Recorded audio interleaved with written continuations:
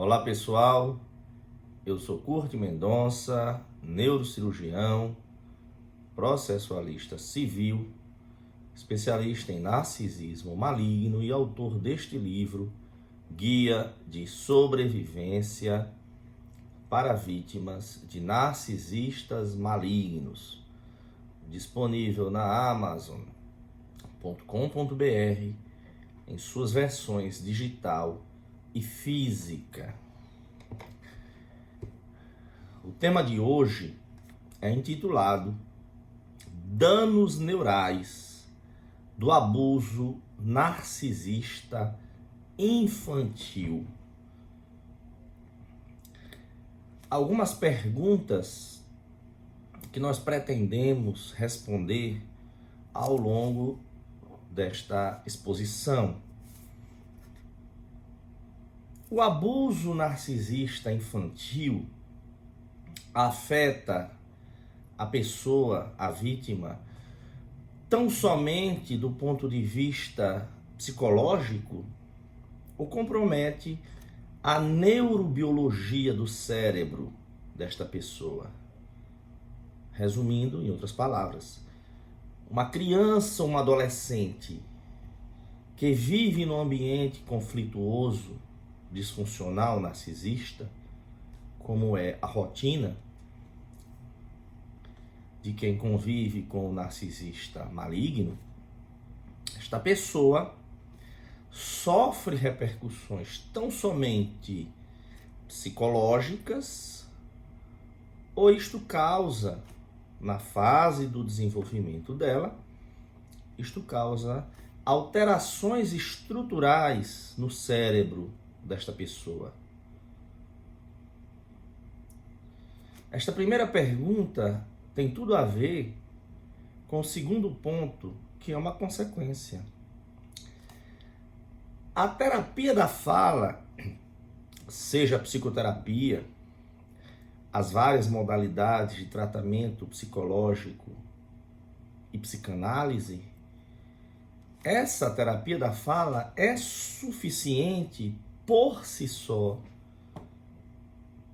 para a superação das consequências de uma vítima de narcisismo maligno na infância, ou seja, uma pessoa que sofreu abuso narcisista na infância, mas na frente, ao chegar a uma idade mais avançada, só a terapia da fala é suficiente para superar os danos que ela tenha sofrido? E o papel dos medicamentos? Onde entram os medicamentos? Porque se existe danos neurobiológicos na estrutura do cérebro, como o cérebro é um órgão elétrico e químico, ele funciona com neurotransmissores e impulsos elétricos, onde entram os medicamentos? O fator do tempo nas sequelas do abuso narcisista faz diferença de uma criança para uma criança se ela foi submetida a um ambiente conflituoso na primeira infância, na segunda infância, na adolescência, ou se essa pessoa foi submetida ao abuso narcisista apenas na idade adulta. Isso tem alguma relevância do ponto de vista clínico, psicológico e médico? E a questão do argumento tão propagado ao longo de gerações de que é melhor manter o casamento, a família, para o bem dos filhos, mesmo que este casamento seja um casamento conflituoso, cheio de caos e drama. Será se este argumento de que manter um casamento acima de tudo para preservar os filhos encontra guarida na moderna neurociência? Vamos repetir para quem não me conhece, eu sou Kurt Mendonça. Este tema tem tudo a ver com a minha formação inicial, que é em neurocirurgia. Eu sou neurocirurgião e esse tema é um tema da neurociência moderna, um tema muito novo.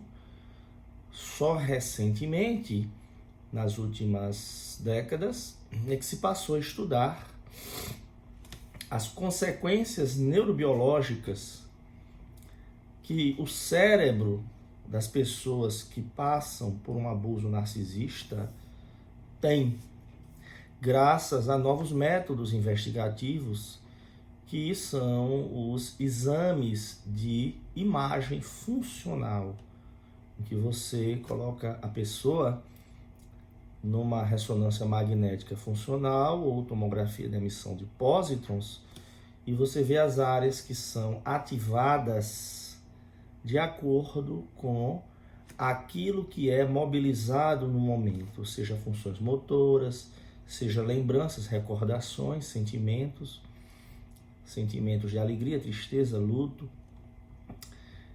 qualquer função, e nós correlacionamos com as áreas que ascendem. Graças a esses novos instrumentos é que nós podemos avançar e muito no conhecimento da neurobiologia do cérebro sequelado de uma convivência abusiva narcisista. Então, sou neurocirurgião, sou processualista civil, sou especialista em narcisismo maligno, daí de onde surgiu esse livro, Guia de Sobrevivência para Vítimas de Narcisistas Malignos. Convido que você nos siga nas nossas páginas do Facebook e Instagram, Vítimas de Narcisistas Malignos. O nosso e-mail é vitimasdenarcisistasmalignos@gmail.com, e o nosso YouTube, nós temos vários vídeos lá, denominado Kurt Mendonça. Eu também tenho formação em psicanálise clínica e presto consultoria, tanto na área de telemedicina, neurologia e neurocirurgia, quanto no aconselhamento jurídico de relacionamentos disfuncionais, quanto no acompanhamento médico psicológico. Vamos então começar a abordar o tema. Vamos aprofundar agora o bisturi da investigação na aula em si. Já é sabido o impacto que sofre uma criança no seu desenvolvimento quando ela é submetida à convivência com familiares, cuidadores ou pessoas de convivência íntima de comportamento abusivo, conflituoso, seja o abuso físico, sexual ou puramente psicológico. O abuso abrange todos os campos do desenvolvimento da criança. Isso são os reflexos. Vamos falar dos reflexos para daí nós puxarmos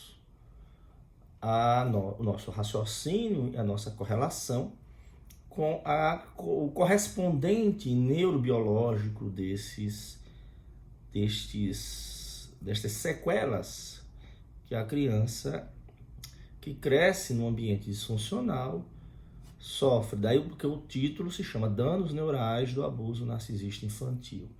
É bem sabido, e qualquer pessoa que tem conhecimento de alguém que cresceu num ambiente disfuncional, não precisa nem ter sido ela própria, sabe que a criança que cresce num ambiente disfuncional, uma mãe narcisista, um pai narcisista, um familiar narcisista, tem prejuízo do desenvolvimento de funções cognitivas. Geralmente a criança ela vai apresentar no futuro dificuldade de concentração, prejuízos da linguagem, da forma de expressão, retardos do desenvolvimento do raciocínio linguístico, do pensamento abstrato, dificuldades com tudo que é pensamento abstrato, dificuldades na questão do enfrentamento de conflitos, porque crescem pessoas muito hiperreativas com tendência à ansiedade ou depressão.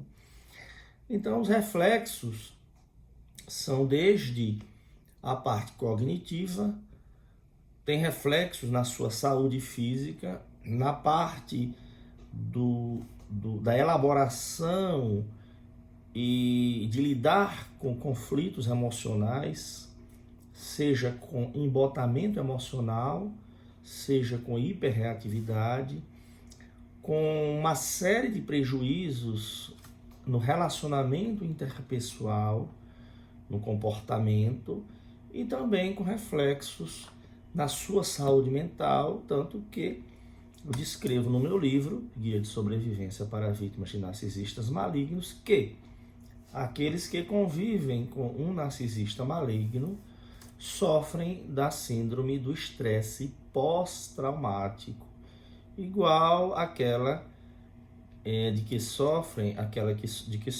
os veteranos de guerra, as pessoas que são submetidas aos traumas de um conflito belicoso. Sabidos esses danos, que no seu conjunto é aquilo que nós chamamos síndrome do estresse pós-traumático, nós agora vamos ver o que a neurociência moderna tem a nos ensinar sobre o que está por trás destes prejuízos de desenvolvimento em todos os campos desta criança quando se torna mais na frente adulta. O que está por trás? Os estudos de neurociência mostram que, número 1, quando a pessoa é submetida a um estresse continuado, que acontece com os filhos de mães narcisistas ou de pais narcisistas, que vivem em famílias com uma dinâmica conflituosa narcisista, já está bem provado que o cortisol, que é um dos hormônios do estresse, os hormônios do estresse no sangue, cortisol, adrenalina e noradrenalina. O cortisol, que é um dos hormônios do estresse, constantemente elevado no sangue, está bem provado pelos estudos de neurociência moderna, que este cortisol continuamente elevado no sangue causa uma citotoxicidade neuronal. Que é isso? Causa morte de neurônios, porque causa um aumento do cálcio intracelular nos neurônios, as células do cérebro, que vão morrendo. Quanto maior a intensidade do terror psicológico que uma criança sofre, e mais duradouro for esse psicoterror, maior a morte neuronal. Ou seja, traduzindo, a morte neuronal implica num prejuízo cerebral precoce. É como se a criança envelhecesse mais cedo. Lembrando que lá na idade mais avançada, a morte neuronal é a causa principal da demência, do déficit cognitivo. Os vários tipos de demência, a mais conhecida e a principal é a demência de Alzheimer. Significa que a criança que cresce num ambiente disfuncional, o cérebro dela, neurônios em áreas estratégicas, morrem desde cedo. Aqueles neurônios que deveriam se extinguir numa idade avançada, na velhice, passam a morrer desde cedo. Isto está bem comprovado em estudos da neurociência moderna. Não precisa que os exames de imagem demonstrem uma atrofia cerebral, dependendo do grau do psicoterror e do tempo em que a criança é submetida a esse abuso narcisista. Os exames de imagem vão mostrar uma atrofia precoce do cérebro, ou seja, o cérebro ele vai engelhando, atrofiando, encolhendo com uma idade desproporcionalmente precoce, coisa que aconteceria muito mais na frente. O estresse continuado e acentuado do abuso narcisista. Não é que todo estresse cause dano neuronal, até porque ninguém vive sem estresse. É que a convivência com narcisistas, que é o caso da criança que cresce numa família com dinâmica narcisista, é um verdadeiro psicoterror, um campo de concentração, um Big Brother, uma montanha russa, um balde de 1000 furos, um buraco negro. Então não se trata daquele estresse que você não tem como eliminar da vida real. É um estresse além do limite do que qualquer ser humano pode suportar. Além da morte dos corpos, das células cerebrais, os neurônios têm corpos, mas têm também ramificações. Ramificações que se conectam umas com as outras. Tem um corpo de um neurônio, suas ramificações, e que se conectam com ramificações de outros neurônios. Essas ramificações são as conexões que conectam vários neurônios em várias áreas do cérebro. São as vias, as avenidas, por onde circulam as informações neurológicas de toda a natureza, sejam de conhecimento, de emoção, sejam de funcionamento neurovegetativo dos órgãos do sistema digestivo, cardiocirculatório, respiratório, tudo mais. Então, todo o comando parte do cérebro, sendo que as células cerebrais se comunicam umas com as outras pelas conexões sinápticas. E aí eu vou ter que aprofundar um pouco. As conexões entre neurônios, que são as sinapses, elas começam desde a formação do embrião e do feto na barriga da mãe. E cresce de uma forma desordenada, ou seja, praticamente os neurônios tentam se conectar com todos os outros. E isto vai até mais ou menos uns 3 anos de idade, entre 2 e 3 anos de idade, é o pico da interconexão neuronal. A partir daí, no resto da infância, além dos 3 anos e a adolescência, acontece uma coisa chamada poda sináptica. O que é isso?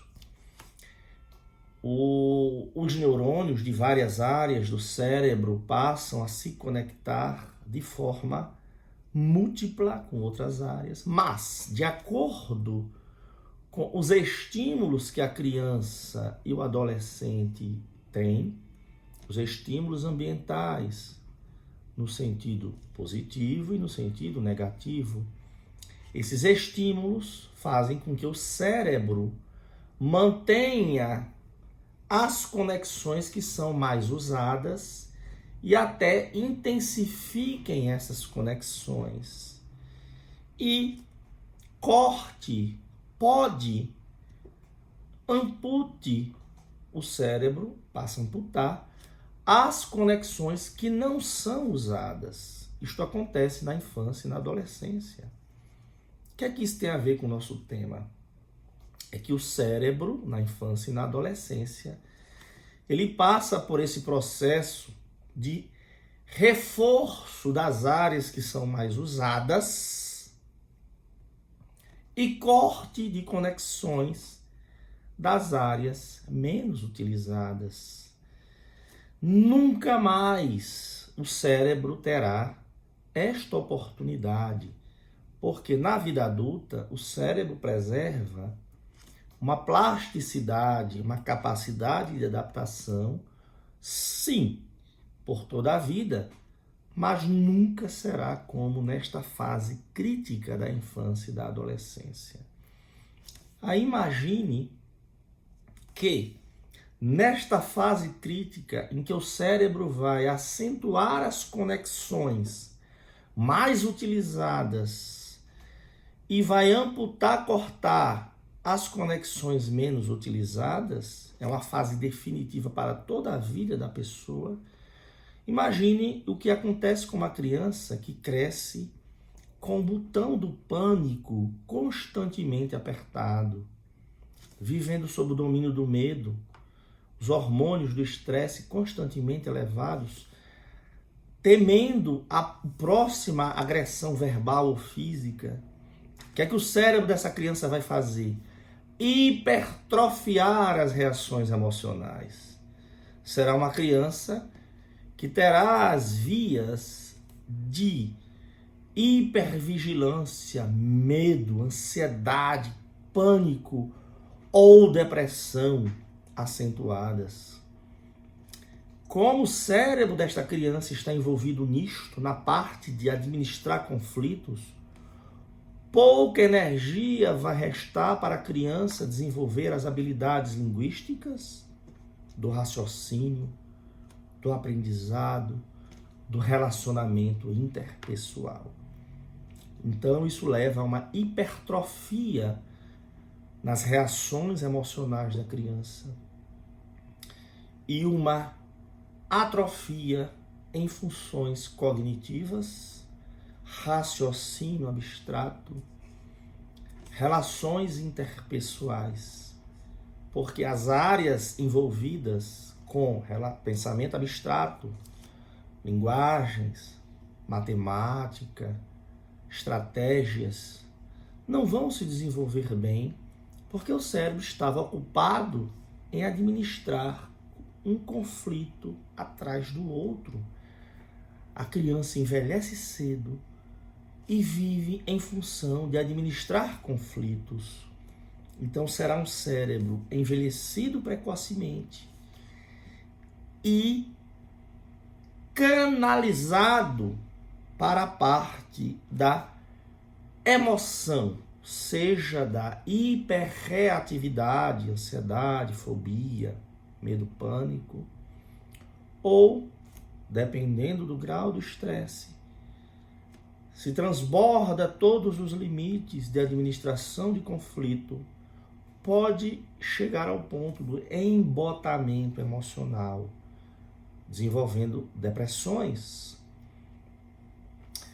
Porque, como eu falei, a infância e a adolescência é um período crítico no desenvolvimento do cérebro.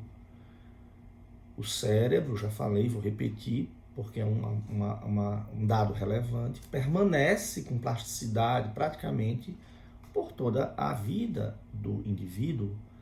Mas quanto mais velho, mais avançada a idade do cérebro, menor a capacidade de readaptação e de plasticidade neuronal. Por exemplo, é sabido, os estudos de neurociência, vocês podem comprovar facilmente, que até 2, 3 anos, que é esse período em que há o boom das sinapses do cérebro, até os 2 ou 3 anos, é o pico do desenvolvimento da linguagem da criança, das capacidades de se expressar, de distinguir peculiaridades linguísticas.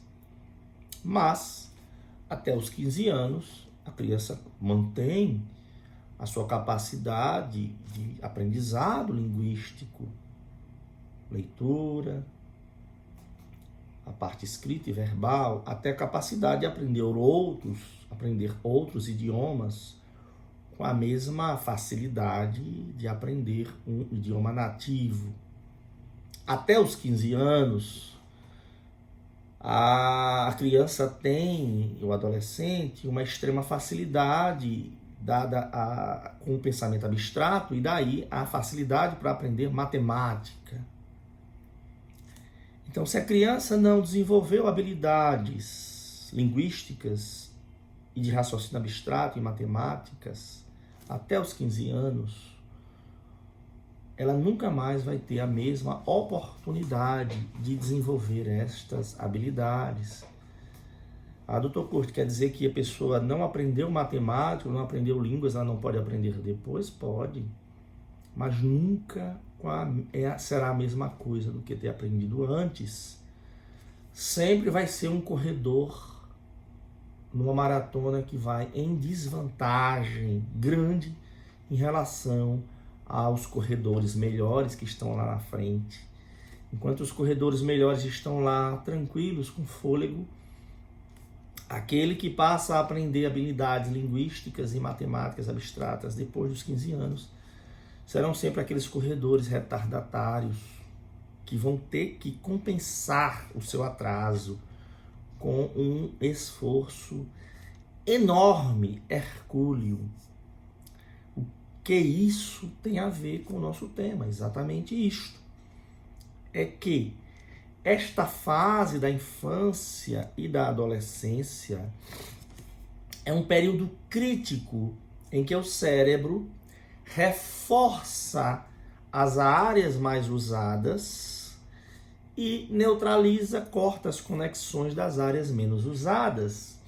Então imagine, até os 15 anos, quando a criança tem essas habilidades, tem essa janela de oportunidade de aprender habilidades linguísticas e de pensamento abstrato, que é o caso das ciências da natureza, matemáticas, se a criança, nesta fase, está envolvida apenas em administrar conflito, ela vai perder um período crítico do desenvolvimento cerebral. Mas não é só isso. É que como o cérebro dela está focado em administrar um perigo iminente, a energia que deveria ter sido distribuída entre administrar emoções e desenvolver memória, vai ficar para a parte das emoções, e a criança vai ter prejuízos de memória. Em que sentido? Mais dificuldade com o aprendizado, porque a área do cérebro envolvida com a memória está ali mesmo, lado a lado, perto do botão do pânico do cérebro. O botão do pânico é a amígdala do lobo temporal. Ali mesmo, vizinho, no lobo temporal, tem o hipocampo, que é a área de entrada dos novos aprendizados, porque nós aprendemos sempre com um colorido emocional. Só que quando o botão do pânico está hiperativado, as memórias ficam prejudicadas, embotadas, e até neurônios do hipocampo morrem precocemente.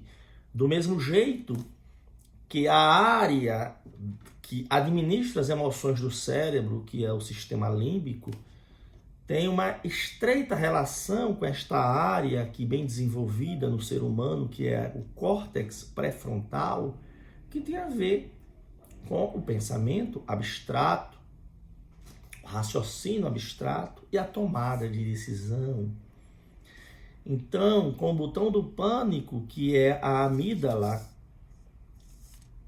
hiperativada, isso vai prejudicar o hipocampo, que é a parte da memória, e vai prejudicar a área pré-frontal, que é a parte responsável pelo pensamento abstrato, planejamento, freio, aquilo que faz a gente sopesar risco-benefício. Quando a gente tem um prejuízo no desenvolvimento do córtex pré-frontal, nós passamos até a perder o referencial na hora em que nós vamos avaliar risco-benefício das coisas. E somos levados pela questão puramente emocional. Isso significa o quê?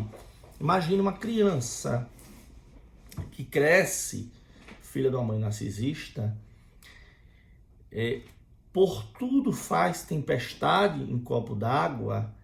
A criança, ela cresce achando que os comportamentos abusivos da mãe são normais, ela não tem outro referencial. Então ela vive eternamente esperando o próximo piti.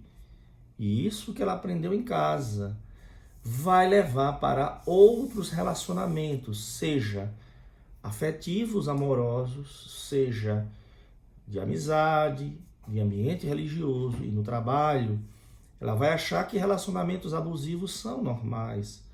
Porque esta criança, que no seu desenvolvimento, teve o condicionamento de que o abuso era normal. Isso teve repercussões no seu hipocampo, na área do aprendizado e no seu córtex pré-frontal.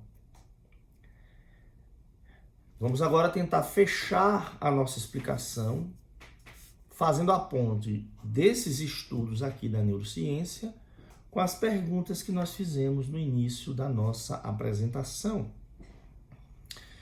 O tema é danos neurais do abuso narcisista infantil. Veja, danos neurais. O tema já fala por si só que o nosso objetivo aqui, como neurocirurgião e especialista em narcisismo maligno, é fazer a ponte do conhecimento psicológico do abuso narcisista com a neurociência.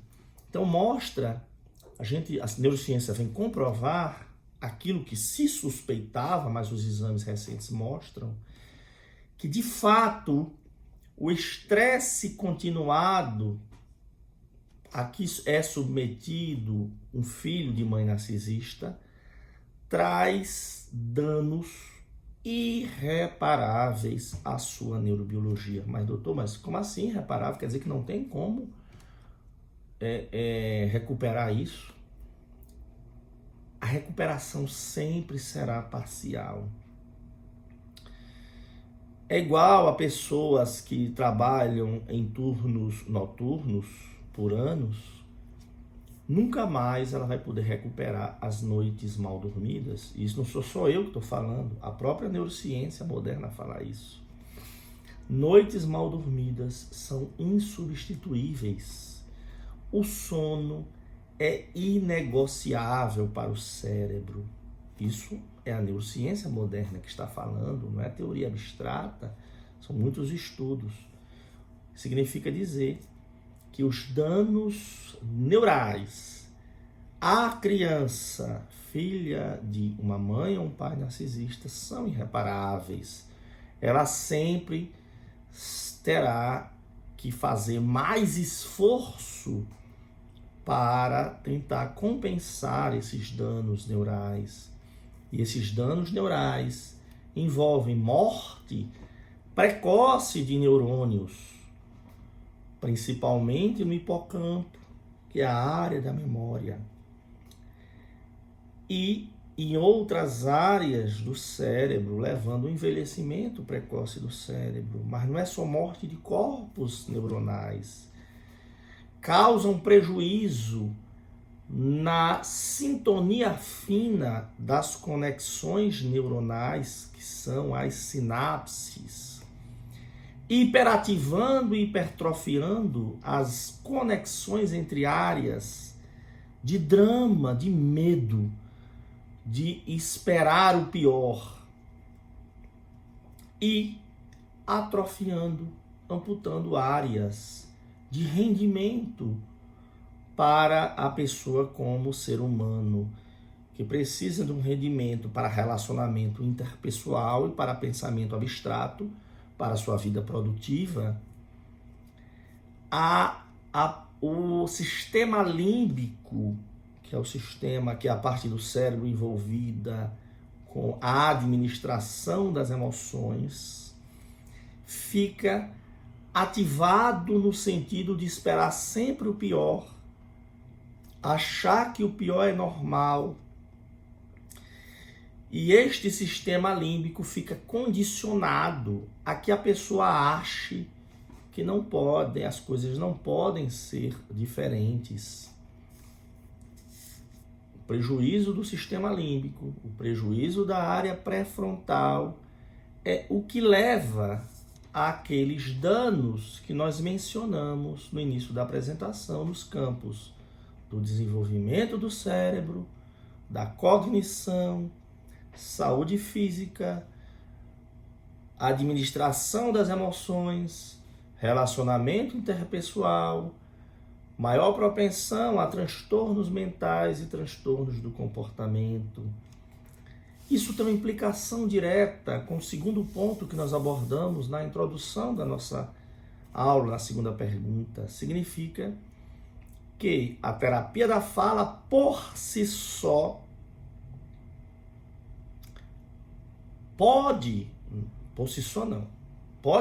não será suficiente para resolver totalmente este dano. Porque quanto mais íntima a relação e mais duradoura, maiores os danos a ponto de eles serem irreparáveis, foi o que eu falei. Por isso que, dependendo da duração desse abuso a que a criança foi submetida, ela precisará de medicamentos. Os medicamentos, eles tendem a abordar as alterações bioquímicas nessas conexões sinápticas que foram lesionadas pela convivência do abuso narcisista. É o que nós chamamos de síndrome de estresse pós-traumático. Existe até um protocolo de gradação de medicamentos que os especialistas estamos autorizados a usar na abordagem medicamentosa das sequelas do abuso narcisista, que se chama síndrome do estresse pós-traumático. E aí nós chegamos à questão do tempo. Quanto maior o tempo, maiores os danos. E aí chegamos ao ponto, foi a nossa última pergunta do início da aula, que é a conclusão da nossa aula, fazendo a ponte entre a questão psicológica e até a questão jurídica, que é a minha área de processo civil, e a questão médica. Aquela ideia tradicional de que tem que se manter a estrutura familiar formal. Não. Vamos manter o casamento para o bem dos filhos. Mesmo quando o casamento é uma fachada, um sofre, é o capacho, e o outro é o que se dá bem, o abusador. Criança que sofre, que cresce num ambiente disfuncional desse. E muitas pessoas dizem, não, vou esperar que meus filhos fiquem adultos para eu me separar do abusador. A intenção dela pode ser boa, mas vejam que vamos fazer a correlação disso com o nosso estudo agora da neurociência. Esta criança ser submetida à infância e adolescência nesse clima hostil, de psicoterror de um lar narcisista, de abuso, imprevisibilidade, drama, caos, humilhação, depreciação, triangulação, exatamente naquele período crítico do desenvolvimento deste ser humano. Aí o parceiro, que é o contemporizador, que fica ali rebolando para tentar administrar e diz que para o bem dos filhos vai esperar eles chegarem à idade adulta para separar.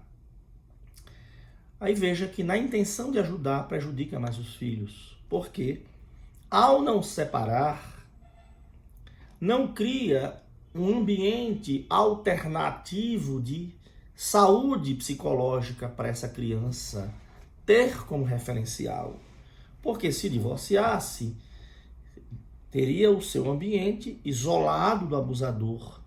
E mesmo que não haja como, porque existem hipóteses em que você consegue isolar os filhos do abusador e hipóteses em que não consegue. Porque a lei prevê que o direito de visitação e convivência é um direito garantido por lei.